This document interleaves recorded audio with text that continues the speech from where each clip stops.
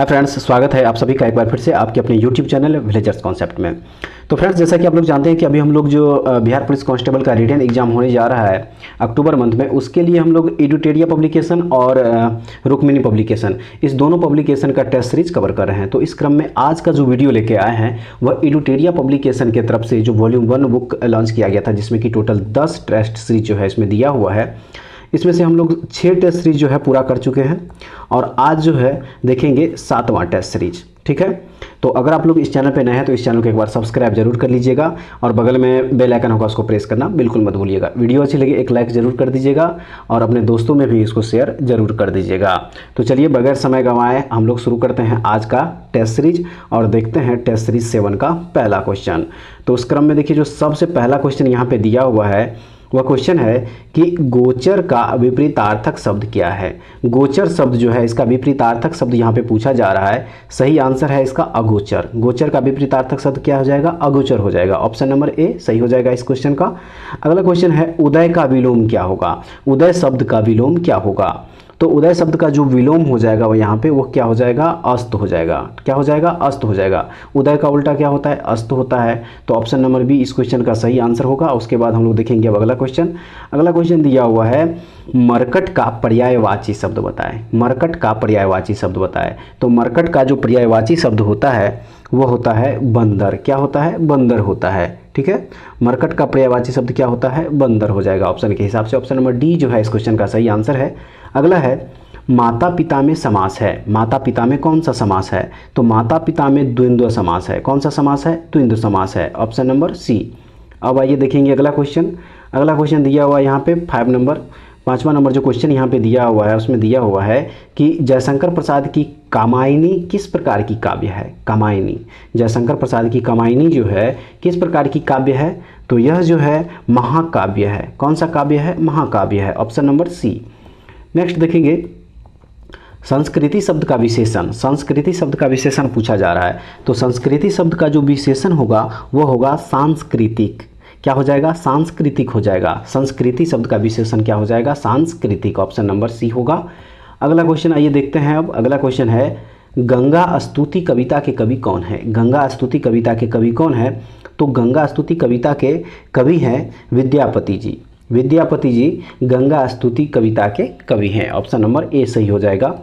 अगला देखेंगे। अब आइए अगला दिया हुआ है कि निम्नांकित में से शुद्ध वाक्य का चयन करें। शुद्ध वाक्य का चयन करें। तो इसमें जो 4 ऑप्शन दिया हुआ उसमें से जो शुद्ध है वह है ऑप्शन नंबर सी, मेरे कमीज में 4 बटने हैं। मेरे कमीज में 4 बटने हैं। मेरे कमीज में क्या है? 4 बटने हैं। जो सेंटेंस दिया हुआ यह सही है। ठीक है, अब आइए देखेंगे अगला क्वेश्चन। देखिए अगला क्वेश्चन क्या दिया हुआ है। अगला क्वेश्चन यहाँ पे दिया हुआ है, देखिए कह रहा है कि जिसे जीता ना जा सके, वाक्यांश के लिए एक शब्द क्या होगा? जिसे जीता ना जा सके, तो जिसे जीता ना जा सके उसके लिए जो एक शब्द है वह है अजय। क्या है? अजय है। Option number C. ठीक है, अब चलिए देखेंगे अगला क्वेश्चन क्या कह रहा है। देखिए अगला क्वेश्चन है कि अटका बनिया दे उधार मुहावरे का सही अर्थ क्या है। अटका बनिया दे उधार मुहावरे का जो यहाँ पे सही अर्थ हो जाएगा वो हो जाएगा बेचारगी में कष्ट सहना। बेचारगी में कष्ट सहना। Option number C. Next question आइए देखते हैं। अब देखिए नेक्स्ट क्वेश्चन दिया हुआ है choose the nearest meaning of word obligatory. Obligatory word का जो है क्या करना है? यहाँ पे नियरेस्ट मीनिंग चूज करना है। 4 ऑप्शन दिया हुआ है। सही हो जाएगा इसका ऑप्शन नंबर सी, रिक्वायर्ड। क्या हो जाएगा? रिक्वायर्ड हो जाएगा। ठीक है, रिक्वायर्ड का मतलब क्या होता है? रिक्वायर्ड का मतलब होता है अनिवार्य या आवश्यक। क्या हो जाता है यहाँ पे? अनिवार्य या आवश्यक हो जाता है, जबकि ऑब्लिगेटरी का मतलब भी अनिवार्य ही होता है। क्या होता है? अनिवार्य ही होता है। ठीक है, अनिवार्य ही होता है। तो इस हिसाब से यहाँ पे क्या हो जाएगा? ऑप्शन नंबर सी हो जाएगा, रिक्वायर्ड। अब चले देखें अगला क्वेश्चन। देखिए अगला क्वेश्चन क्या दिया हुआ। अगला क्वेश्चन देखिए दिया हुआ यहाँ पे choose the opposite meaning of word accord. Accord जो यहाँ पे वर्ड दिया हुआ इसका क्या करना है? अपोजिट वर्ड चूज करना है। तो इसका जो अपोजिट वर्ड हो जाएगा वो हो जाएगा डिस्कॉर्ड। क्या हो जाएगा? डिस्कॉर्ड हो जाएगा। क्या हो जाएगा? डिस्कॉर्ड हो जाएगा। एकॉर्ड का मतलब होता है सहमति। एकॉर्ड का मतलब क्या होता है? सहमति होता है। जबकि डिस्कॉर्ड का मतलब क्या होता है? डिस्कॉर्ड का मतलब क्या हो जाएगा? इसका अपोजिट यानी कि उल्टा हो जाएगा। तो सहमति होता है और इसका क्या हो जाएगा? यहाँ पे मतभेद हो जाएगा। क्या हो जाएगा? मतभेद हो जाएगा। ठीक है, तो ऑप्शन नंबर डी इस क्वेश्चन का सही आंसर होगा। अब चलिए देखेंगे अगला क्वेश्चन क्या कह रहा है।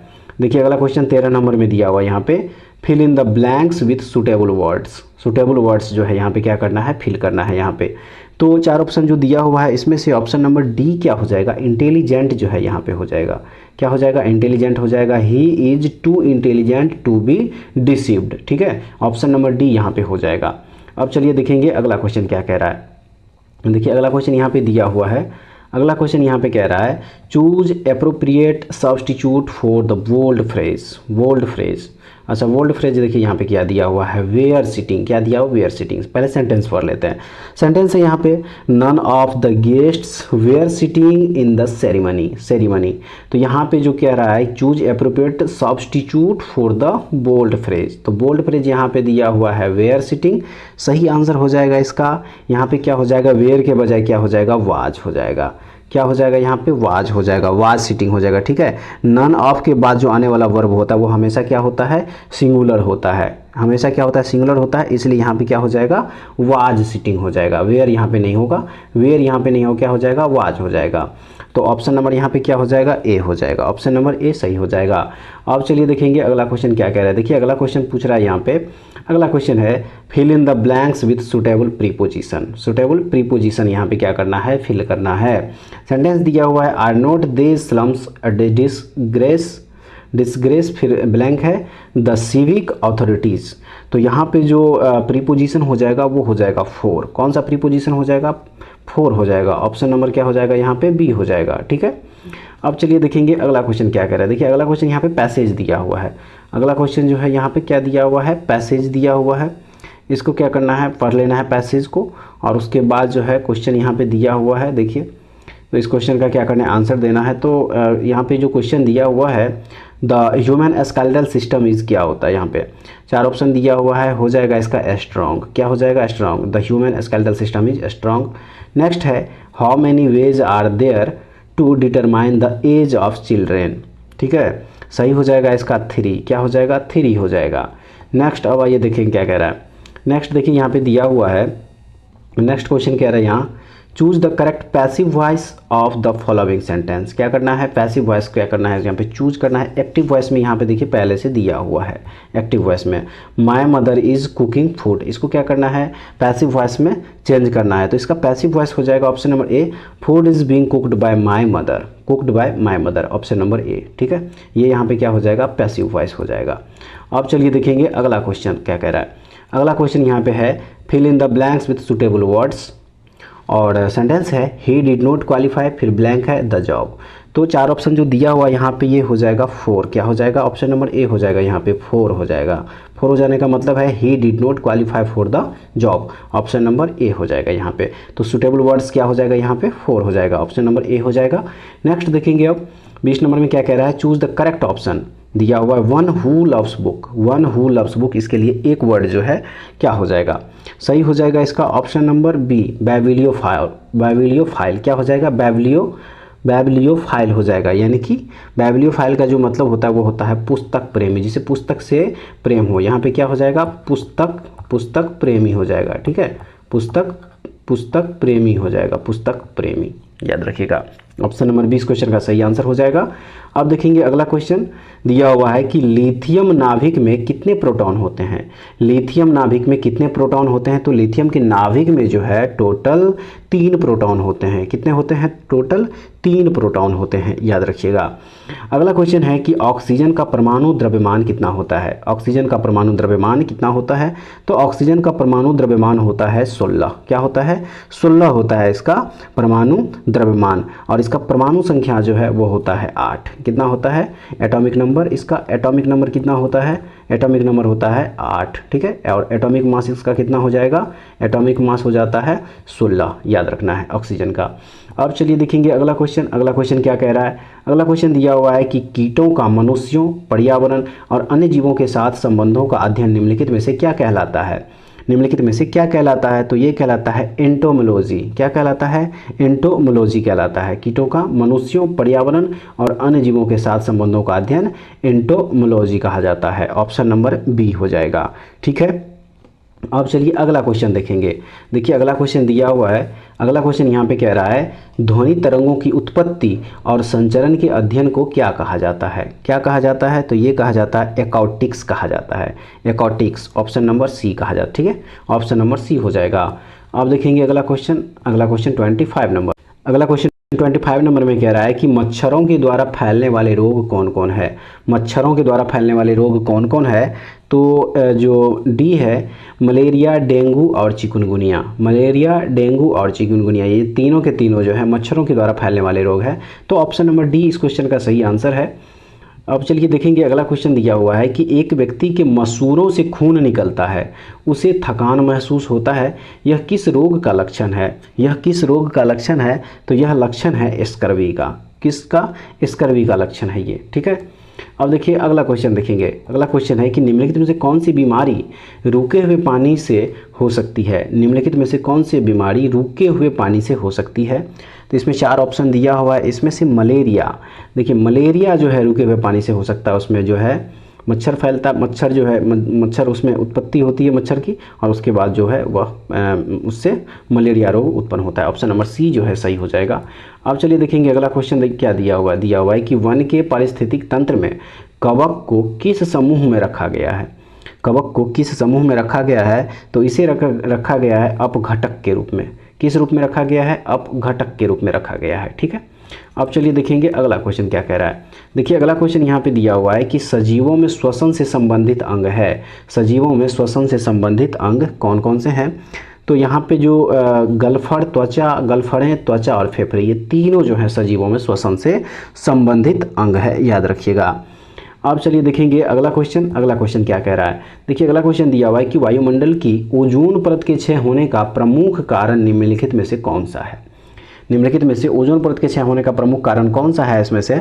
तो ये क्लोरोफ्लोरोकार्बन जो है यह ओजोन परत के क्षय होने का सबसे प्रमुख कारण माना जाता है। क्लोरोफ्लोरोकार्बन, जिसे कि आप CFC के नाम से भी जाने जाते हैं। ठीक है, अब देखेंगे अगला क्वेश्चन। देखिए अगला क्वेश्चन यहाँ पे दिया हुआ है कि निम्नलिखित में से किस में कार्बन की प्रतिशत मात्रा सबसे कम होती है? कार्बन की प्रतिशत मात्रा सबसे कम जो है इसमें किस में होती है? तो यहाँ पे पिटुआ लोहा जो है, पिटुआ लोहा, इसमें कार्बन की प्रतिशत जो है सबसे कम होती है। पिटुआ लोहा जो है यहाँ पे इसमें कार्बन प्रतिशत जो है सबसे कम होती है, याद रखिएगा इसमें। ठीक है, अब देखेंगे अगला क्वेश्चन क्या दिया हुआ है। अगला क्वेश्चन है डेसिबल इकाई है किसकी? डेसिबल इकाई है किसकी? तो डेसिबल जो इकाई है याद रखिएगा यह ध्वनि की तीव्रता की इकाई है। ध्वनि की तीव्रता की, ऑप्शन नंबर बी। डेसिबल ध्वनि की तीव्रता की इकाई है, ऑप्शन नंबर बी सही हो जाएगा। नेक्स्ट है सूरज की सतरंगी किरणों को एक कांच के प्रिज्म से गुजार कर अलग करने वाले सबसे पहले वैज्ञानिक कौन थे? सबसे पहले वैज्ञानिक, तो सबसे पहले वैज्ञानिक थे यहाँ पे आइजक न्यूटन। क्या हो जाएगा? आइजक न्यूटन हो जाएगा। ऑप्शन नंबर बी जो है इस क्वेश्चन का सही आंसर हो जाएगा। अब देखेंगे अगला क्वेश्चन। देखिए अगला क्वेश्चन दिया हुआ है कि खाद्य परीक्षण में प्रयुक्त होने वाले अम्ल का नाम क्या है? खाद्य परीक्षण में प्रयुक्त होने वाले अम्ल का नाम क्या है? तो वह अम्ल है बेंजोइक अम्ल। बेंजोइक एसिड जो है सही हो जाएगा। खाद्य परीक्षण में प्रयुक्त होने वाले अम्ल जो है वह है बेंजोइक अम्ल। ठीक है, आप देखेंगे अगला क्वेश्चन क्या दिया हुआ। अगला क्वेश्चन है साधारणतया खाने में प्रयुक्त होने वाले नमक सोडियम क्लोराइड होता है, बेकिंग सोडा क्या होता है? बेकिंग सोडा जो है क्या होता है? तो बेकिंग सोडा जो है, बेकिंग सोडा को जो है आमतौर पर सोडियम बाइकार्बोनेट भी कहा जाता है। सोडियम बाइकार्बोनेट क्या कहा जाता है? सोडियम बाइकार्बोनेट भी कहा जाता है।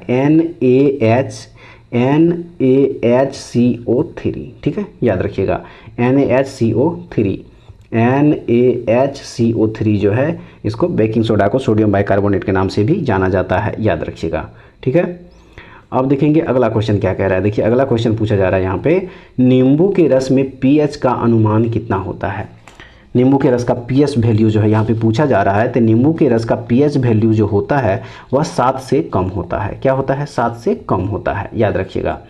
अब देखेंगे अगला क्वेश्चन क्या कह रहा है। अगला क्वेश्चन है भारतीय संविधान के निम्नलिखित अनुच्छेदों में से कौन सा समान नागरिक संहिता से संबंधित है? कौन सा अनुच्छेद? तो वह अनुच्छेद है, याद रखिएगा, अनुच्छेद 44। अनुच्छेद 44 जो है वह भारतीय संविधान के समान नागरिक संहिता से संबंधित है। ठीक है, अब देखिए अगला क्वेश्चन क्या कह रहा है। अगला क्वेश्चन कह रहा है कि हड़प्पा सभ्यता के निम्नलिखित में से किसमें जल संरक्षण के साक्ष्य मिले हैं? हड़प्पा सभ्यता के निम्नलिखित में किस में जल संरक्षण के साक्ष्य मिले हैं? तो यह साक्ष्य मिले हैं धौलावीरा से। कहाँ से मिले हैं? धौलावीरा से। ठीक है, अब देखेंगे अगला क्वेश्चन क्या कह रहा है। देखिए अगला क्वेश्चन यहाँ पे दिया हुआ है कि लोक लेखा समिति के सदस्य निम्नलिखित होते हैं। सही उत्तर दीजिए। लोक लेखा समिति के सदस्य, यानी कि लोक लेखा समिति में जो है लोकसभा से कितना और राज्यसभा से कितने सदस्य होते हैं? सही आंसर हो जाएगा इसका ऑप्शन नंबर ए, लोकसभा से 15 और राज्यसभा से 60। टोटल जो है यहाँ पे कितना? 22 होते हैं। ठीक है, अब देखेंगे अगला क्वेश्चन क्या कह रहा है। देखिए अगला क्वेश्चन यहाँ पे कह रहा है कि मुंगेर निम्नलिखित में से किसकी राजधानी थी? मुंगेर निम्नलिखित में से किसकी राजधानी थी? तो मुंगेर राजधानी थी मीर कासिम की। Option number A, Mir Qasim की। नेक्स्ट है भगवान बुद्ध का जन्म लुम्बिनी में हुआ था। वर्तमान में लुम्बिनी कहाँ है? वर्तमान में लुम्बिनी कहाँ है? तो वर्तमान में लुम्बिनी जो है हमारे पड़ोसी देश नेपाल में है। ठीक है, नेपाल में है। अब देखेंगे अगला क्वेश्चन 42 नंबर। देखिए 42 नंबर क्वेश्चन कह रहा है कि महात्मा गांधी कब भारतीय राष्ट्रीय कांग्रेस के अध्यक्ष बने थे? महात्मा गांधी कब भारतीय राष्ट्रीय कांग्रेस के अध्यक्ष बने थे? तो महात्मा गांधी केवल एक बार भारतीय राष्ट्रीय कांग्रेस के अध्यक्ष बने थे और वह बने थे 1924 ईस्वी में। कहा। अब देखेंगे अगला क्वेश्चन 43 नंबर कह रहा है कि निम्नलिखित में से किसे लोकनायक कहा जाता है?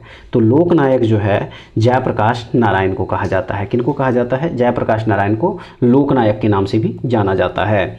अब देखेंगे अगला क्वेश्चन।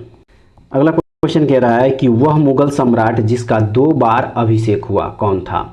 वह मुगल सम्राट जिसका 2 बार अभिषेक हुआ, तो औरंगजेब जो है इनका 2 बार राज्याभिषेक हुआ था। ठीक है, 2 बार इनका राज्याभिषेक हुआ था, याद रखिएगा। एक हुआ था 1658 ईस्वी में, पहली बार जो हुआ था वह हुआ था 1658 ईस्वी में 31 जुलाई, याद रखिएगा 31 जुलाई 1658 ईस्वी को यह जो है फर्स्ट बार इनका राज्याभिषेक हुआ था। और उसके बाद दोबारा जो है इसका राज्याभिषेक हुआ था जून याद रखिएगा जून 1659 ईस्वी में, 1659 ईस्वी में दूसरी बार। तो इसमें से औरंगजेब जो है सही आंसर हो जाएगा। ठीक है, अब चलिए देखेंगे अगला क्वेश्चन यहाँ पे क्या कह रहा है। कह रहा है गौतम बुद्ध के संवादों की भाषा क्या थी? गौतम बुद्ध के संवादों की भाषा क्या थी? तो गौतम बुद्ध के संवादों की जो भाषा थी वह थी पाली। क्या थी? पाली थी। ये भी याद रखना है। ऑप्शन नंबर बी सही हो जाएगा। अगला है राजस्व में रैयतवारी प्रयोग का प्रारंभ किसके द्वारा किया गया? राजस्व में रैयतवारी प्रयोग का प्रारंभ किसके द्वारा किया गया? तो यह प्रारंभ किया गया था थॉमस मुनरो के द्वारा। Option number B. अब आइए देखेंगे अगला क्वेश्चन क्या कह रहा है। देखिए अगला क्वेश्चन कह रहा है निम्न में से कौन ब्रिक्स राष्ट्र नहीं है? यानी कि ब्रिक्स जो है इनमें से ब्रिक्स के सदस्य कौन नहीं हैं? तो यहाँ पे ब्रिटेन जो है, ब्रिटेन यह ब्रिक्स के सदस्य नहीं है। याद रखना है कि बी से यहाँ पे क्या हो जाता है? ब्राज़ील हो जाता है। ठीक है, ब्राज़ील हो जाता है। आर से क्या हो जाता है? यहाँ पे रसिया। आर से हो जाता है रसिया। आई से हो जाता है यहाँ पे इंडिया। सी से हो जाता है यहाँ पे चाइना।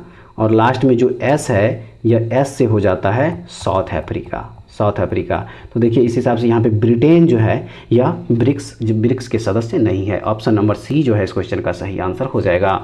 अब देखेंगे अगला क्वेश्चन क्या कह रहा है 48 में। कह रहा है कि श्रीलंका का राष्ट्रीय प्रतीक क्या है? श्रीलंका का राष्ट्रीय प्रतीक, तो श्रीलंका का जो राष्ट्रीय प्रतीक है वह है सोने का शेर। सोने का शेर श्रीलंका का राष्ट्रीय प्रतीक है। अगला है निमाड़ी एक नस्ल है। निमाड़ी एक नस्ल है किस जानवर की? तो सही हो जाएगा यहाँ पे गाय की एक नस्ल है निमाड़ी, याद रखना है। अब देखिए अगला क्वेश्चन में क्या कह रहा है। अगला क्वेश्चन है उदयपुर वन्य जीव अभ्यारण्य स्थित है कहाँ पे? उदयपुर वन्य जीव अभ्यारण्य कहाँ स्थित है? तो यह स्थित है बिहार में।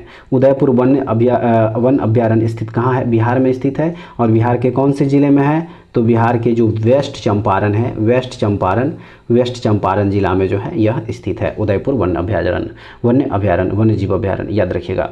अब चलिए देखेंगे अगला क्वेश्चन 51 में क्या कह रहा है। कह रहा है कि राष्ट्रीय गीत वंदे मातरम किसने लिखा है? राष्ट्रीय गीत वंदे मातरम किसने लिखा है? तो यह लिखा गया है बंकिम चंद्र चटर्जी के द्वारा। बंकिम चंद्र चटर्जी के द्वारा जो है राष्ट्रीय गीत वंदे मातरम लिखा गया है। और यह गीत जो है सर्वप्रथम 1896 ईस्वी में भारतीय राष्ट्रीय कांग्रेस के अधिवेशन में गाया गया था। 1896 ईस्वी में, याद रखना है 1896 ईस्वी में। ठीक है, अब आइए देखते हैं अगला क्वेश्चन। अगला क्वेश्चन दिया हुआ है कि भारतीय राष्ट्रीय कांग्रेस के कौन से अधिवेशन के अध्यक्ष गांधी जी थे? सही आंसर हो जाएगा इसका बेलगाम अधिवेशन जो हुआ था 1924 ईस्वी में। 1924 ईस्वी में इन्हीं के जो अध्यक्ष थे वो कौन थे? महात्मा गांधी थे। सही आंसर हो जाएगा ऑप्शन नंबर सी। अब चलिए देखेंगे अगला क्वेश्चन 53 में क्या कह रहा है कह रहा है कि सम्राट अशोक के पिता थे। सम्राट अशोक के पिता कौन थे? तो सम्राट अशोक के जो पिता थे वो हो जाएगा ये आपका ऑप्शन नंबर क्या हो जाएगा यहाँ पे? ऑप्शन नंबर बी हो जाएगा। ठीक है, ऑप्शन नंबर क्या हो जाएगा यहाँ पे? ऑप्शन नंबर बी, यानी कि बिंदुसार हो जाएगा। सम्राट अशोक के पिता कौन थे? बिंदुसार थे। अब देखेंगे अगला क्वेश्चन 54 में क्या कह रहा है? कह रहा है यहाँ पे कि दिल्ली सल्तनत के किस शासक को गुलाम का गुलाम कहा जाता है? तो इल्तुतमिश को जो है गुलाम का गुलाम कहा जाता है। अब आइए अगला क्वेश्चन देखेंगे। अगला क्वेश्चन है कि निम्न में से कौन एक भू आवेष्टित यूरोपीय देश नहीं है? भू आवेष्टित यूरोपीय देश इनमें से नहीं है। सही हो जाएगा इसका लिथुआनिया। क्या हो जाएगा? लिथुआनिया। लिथुआनिया जो है एक भू आवेष्टित यूरोपीय देश इनमें से नहीं है। अब चलिए अगला क्वेश्चन देखेंगे। दिया हुआ है कि तीरंदाजी निम्न में से किस देश के राष्ट्रीय खेल का नाम है? तीरंदाजी किस देश का राष्ट्रीय खेल है?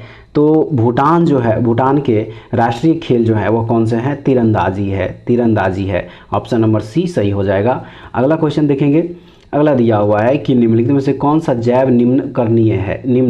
जैव निम्न करणीय है। सही हो जाएगा इसका रबर। रबर जो है एक जैव निम्न करणीय है। अगला है जनसंख्या नियंत्रण निम्न में से किस सूची का विषय है?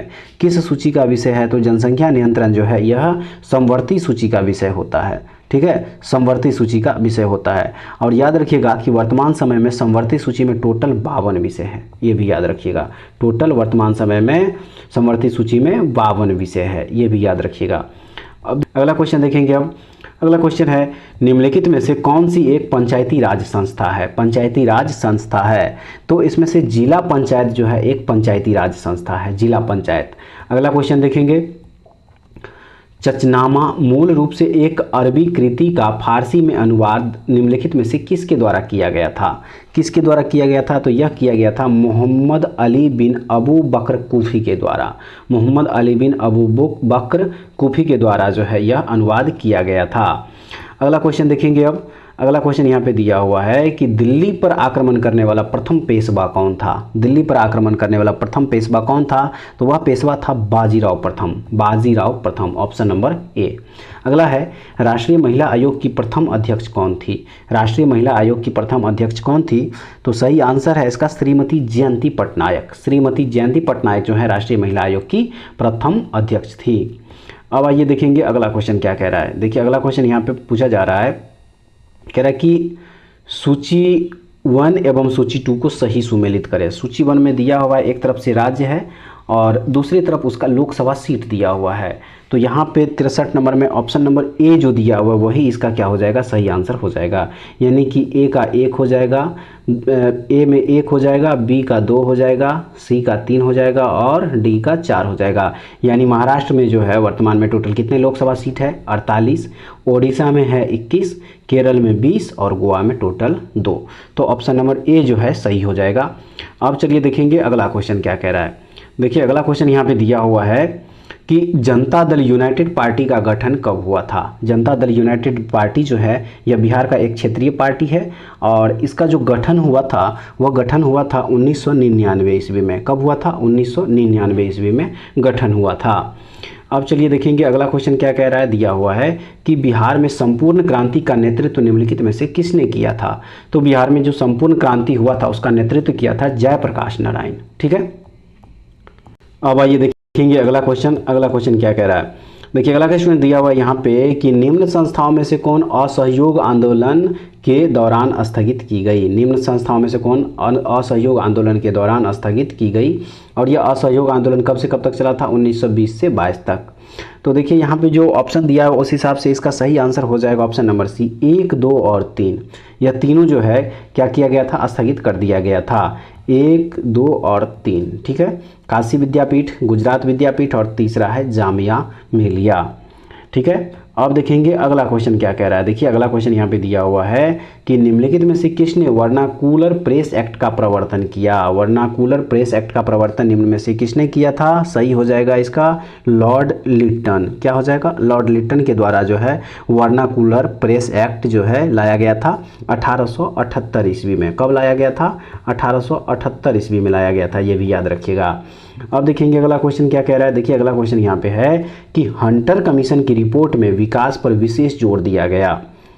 कौन से यहाँ पे दिया हुआ है कि हंटर कमीशन की रिपोर्ट में विकास पर जोर दिया गया था। ऑप्शन जो दिया हुआ है इसमें से प्राथमिक शिक्षा पे क्या किया गया था, तो विशेष जोर दिया गया था प्राथमिक शिक्षा को। अब देखेंगे अगला क्वेश्चन क्या कह रहा है। देखिए अगला क्वेश्चन है कि सिंधु नदी अरब सागर में गिरती है, इसका उद्गम स्थल कहाँ है। सिंधु नदी अरब सागर में गिरती है, लेकिन इसका उद्गम स्थल कहाँ है, इसका उद्गम स्थल है कैलाश हिमानी। कहाँ पे है, कैलाश हिमानी है, ऑप्शन नंबर सी। अब आइए अगला क्वेश्चन देखेंगे। अगला क्वेश्चन है कि मिस्र की नील नदी विश्व की सबसे क्या है, विश्व की सबसे क्या है, सही है इसका लंबी नदी है। मिस्र की जो नील नदी है वो विश्व की सबसे लंबी नदी है। अब आइए अगला क्वेश्चन देखेंगे। अगला क्वेश्चन है 28 फरवरी 2023 को विज्ञान दिवस मनाया जाता है, उसका थीम क्या था। 28 फरवरी 2023 को विज्ञान दिवस मनाया गया, उसका थीम पूछा जा रहा है। तो इसका थीम था इस बार वैश्विक कल्याण के लिए विज्ञान की भूमिका, वैश्विक कल्याण के लिए विज्ञान की भूमिका। अब आइए देखेंगे अगला क्वेश्चन। अगला क्वेश्चन जो यहाँ पे दिया हुआ है वह क्वेश्चन है कि फीफा फुटबॉल अवार्ड 2022 में किस खिलाड़ी ने सर्वश्रेष्ठ पुरुष फुटबॉलर का पुरस्कार जीता है, सर्वश्रेष्ठ पुरुष फुटबॉलर का। सही आंसर हो जाएगा इसका option number C, Lionel Messi. Argentina के खिलाड़ी हैं ये लियोनेल मेसी। इन्हीं को फीफा फुटबॉल अवार्ड्स 2022 में जो है बेस्ट पुरुष फुटबॉलर का पुरस्कार जो है मिला। उसके बाद देखेंगे अब अगला क्वेश्चन क्या कह रहा है कि प्रधानमंत्री नरेंद्र मोदी ने किस राज्य में शिवमोगा हवाई अड्डे का उद्घाटन किया। शिवमोगा हवाई अड्डे का उद्घाटन प्रधानमंत्री नरेंद्र मोदी ने किस राज्य में किया, सही है इसका कर्नाटक में, ऑप्शन नंबर बी सही हो जाएगा। अब देखिए अगला क्वेश्चन क्या कह रहा है। अगला दिया हुआ है कि हाल ही में वर्ष 2023 के मार्कोनी पुरस्कार से किसे सम्मानित किया गया। मार्कोनी पुरस्कार 2023 में किसे मिला, तो यह मिला था हरि बालकृष्णन को, ऑप्शन नंबर ए सही हो जाएगा। ठीक है। अब देखिए अगला क्वेश्चन है यहाँ पे कि क्रिकेट के T20 प्रारूप में सबसे अधिक विकेट लेने वाले गेंदबाज हाल ही में कौन बन गए हैं, तो उस गेंदबाज का नाम है साकिब अल हसन। ये बांग्लादेश के जो है ऑलराउंडर है और इन्हीं के द्वारा जो है T20 प्रारूप में सबसे अधिक विकेट लेने का जो है कारनामा किया गया है। अब देखेंगे अगला क्वेश्चन देखिए यहाँ पे दिया हुआ है कि भारतीय सेना ने पहली मध्यम दूरी की सतह से हवा में मार करने वाली मिसाइल MRSM रेजिमेंट को खड़ा किया है। इस रेजिमेंट को प्रदान किए गए MRSM का क्या नाम है, सही आंसर हो जाएगा इसका अभ्र। क्या नाम है इनका, अभ्र नाम है। ठीक है। अब आइए अगला क्वेश्चन देखेंगे। अगला क्वेश्चन है कि किस शहर ने एशिया के सबसे बड़े life sciences and health care convention bio Asia के 20वें संस्करण की मेजबानी की। सही आंसर है इसका हैदराबाद। क्या हो जाएगा, हैदराबाद। अब आइए अगला क्वेश्चन देखेंगे। अगला क्वेश्चन दिया हुआ है कि एक्सरसाइज डेजर्ट फ्लैग 8 अभ्यास में भाग लेने के लिए भारतीय वायुसेना की टुकड़ी किस देश पहुंची, सही आंसर है इसका UAE यानी यूनाइटेड अरब अमीरात। ठीक है। अब आइए अगला क्वेश्चन देखेंगे। अगला क्वेश्चन है किस फिल्म ने 6वें Hollywood critics association film awards में सर्वश्रेष्ठ अंतर्राष्ट्रीय फिल्म का पुरस्कार जीता। सही हो जाएगा इसका ट्रिपल आर जो है 6वें Hollywood critics association film awards में सर्वश्रेष्ठ अंतर्राष्ट्रीय फिल्म का पुरस्कार जीता है। अगला क्वेश्चन देखेंगे। 7 वर्षीय प्रिंस जिग्मे नामग्याल वांगचुक किस देश के पहले डिजिटल नागरिक बने हैं, किस देश के पहले डिजिटल नागरिक बने हैं, तो यह बने हैं भूटान के, ऑप्शन नंबर ए जो है सही हो जाएगा। अब आइए अगला क्वेश्चन देखेंगे। किस राज्य में भारत उज्बेकिस्तान द्विवार्षिक सैन्य अभ्यास डस्ट लीग 2023 का आयोजन किया गया। सही आंसर हो जाएगा इसका उत्तराखंड में। कहाँ पे किया गया, उत्तराखंड में किया गया। अगला देखेंगे कि अंतर्राष्ट्रीय क्रिकेट में सबसे तेज 25,000 रन बनाने वाले दुनिया के पहले बल्लेबाज कौन बने हैं, तो वह बल्लेबाज है विराट कोहली। विराट कोहली जो है अंतर्राष्ट्रीय क्रिकेट में सबसे तेज 25,000 रन बनाने वाले दुनिया के पहले बल्लेबाज बन गए हैं। अब आइए अगला क्वेश्चन देखेंगे। देखिए अगला क्वेश्चन मैथ का क्वेश्चन, इसका आंसर बता देते हैं। 83 नंबर जो क्वेश्चन है इसका आंसर है option number D, option number D. 84 number जो क्वेश्चन है इसका आंसर है ऑप्शन नंबर सी। अब आइए अगला क्वेश्चन देखेंगे। देखिए अगला क्वेश्चन दिया हुआ है 85 नंबर और इसका जो आंसर हो जाएगा वो हो जाएगा ऑप्शन नंबर सी हो जाएगा। उसी प्रकार से अगला क्वेश्चन जो दिया हुआ है 86 नंबर क्वेश्चन देखिए यहाँ पे दिया हुआ है और इसका आंसर है ऑप्शन नंबर बी। क्या हो जाएगा, ऑप्शन नंबर बी हो जाएगा इसका आंसर। अब आइए अगला क्वेश्चन देखेंगे। देखिए अगला क्वेश्चन दिया हुआ है 87 नंबर और इस क्वेश्चन का आंसर हो जाएगा ऑप्शन नंबर सी हो जाएगा यानी 60 हो जाएगा। उसके बाद अगला क्वेश्चन 88 नंबर जो दिया हुआ है इस क्वेश्चन का आंसर दिया हुआ है ऑप्शन नंबर सी 2। अगला क्वेश्चन 89 नंबर है और इसका आंसर दिया हुआ है ऑप्शन नंबर सी 800 रुपया। 90 नंबर क्वेश्चन जो दिया हुआ है, इस क्वेश्चन का आंसर है option number C 6 kilometre. Next question देखेंगे। देखिए नेक्स्ट क्वेश्चन दिया हुआ 91 नंबर में और इसका आंसर है ऑप्शन नंबर ए। उसके बाद दिया हुआ है 92 नंबर क्वेश्चन और इस क्वेश्चन का आंसर है ऑप्शन नंबर ए में 10 वर्ष हो जाएगा। उसके बाद दिया हुआ है 93 नंबर क्वेश्चन और इस क्वेश्चन का आंसर है ऑप्शन नंबर ए। उसके बाद देखिए अगला क्वेश्चन 94 नंबर दिया हुआ है और इसका आंसर दिया हुआ है ऑप्शन नंबर ए 54 किलोमीटर पर आवर। उसके बाद देखिए ये रीजनिंग का क्वेश्चन है यहाँ पे और इसका जो आंसर है 95 नंबर वह है ऑप्शन नंबर ए, प्रचंड धारा हो जाएगा। समीर का अगर झंझावात होता है तो टपकन का क्या हो जाएगा, प्रचंड धारा हो जाएगा। और देखिए ये ब्लड रिलेशन का क्वेश्चन यहाँ पे दिया हुआ है, इसका 96 नंबर जो आंसर हो जाएगा वो हो जाएगा ऑप्शन नंबर बी, ठीक है। उसके बाद देखिए अगला क्वेश्चन दिया हुआ है, अगला क्वेश्चन है 97 नंबर और इसका आंसर दिया हुआ है ऑप्शन नंबर बी हो जाएगा, ठीक है। उसके बाद दिया हुआ है अगला क्वेश्चन 98 नंबर, लुप्त संख्या जो ज्ञात किया जाता है, उसका जो आंसर हो जाएगा 98 में वो हो जाएगा ऑप्शन नंबर सी। यहाँ पे क्या हो जाएगा, यहाँ पे हो जाएगा 77, क्या हो जाएगा 77 हो जाएगा यहाँ पे। और 99 नंबर जो क्वेश्चन दिया हुआ है इसका आंसर हो जाएगा ऑप्शन नंबर ए हो जाएगा, ठीक है। क्या हो जाएगा, ऑप्शन नंबर ए हो जाएगा इसका। 99 का क्या हो जाएगा, ऑप्शन नंबर ए हो जाएगा, ठीक है। उसके बाद अब आइए देखेंगे अगला क्वेश्चन। यहाँ पे अगला क्वेश्चन देखिए, अब इस टेस्ट सीरीज का ये लास्ट क्वेश्चन है और 100वां नंबर क्वेश्चन और इसका आंसर है ऑप्शन नंबर सी हो जाएगा यहाँ पे 10 किलोमीटर, ठीक है। तो फ्रेंड्स ये था एडुटेरिया पब्लिकेशन की तरफ से जो अभी हम लोग टेस्ट सीरीज कवर कर रहे हैं, आज इसका 7वां टेस्ट सीरीज। इससे पहले हम लोग 6 टेस्ट सीरीज पूरा कर चुके हैं। अगर उसका वीडियो नहीं देखें तो इस वीडियो के डिस्क्रिप्शन में उसका लिंक दिया, वहाँ से जाके आप लोग देख सकते हैं। तो फ्रेंड्स उम्मीद है कि आप लोगों को ये टेस्ट सीरीज जो है आने वाले exam of points of view से काफ़ी जो है हेल्पफुल होगा और उम्मीद करते हैं कि आप लोग काफ़ी अच्छे तरीके से जो है तैयारी कर रहे होंगे। तो इसका पीडीएफ अगर आप लोगों को चाहिए तो हमारे टेलीग्राम चैनल विलेजर्स कॉन्सेप्ट को ज्वाइन कर लीजिए, वहाँ से फ्री में इसका पीडीएफ भी आप लोग डाउनलोड करके देख सकते हैं। तो चलिए फिर नेक्स्ट वीडियो में दोबारा फिर से मिलेंगे, तब तक के लिए जय हिंद।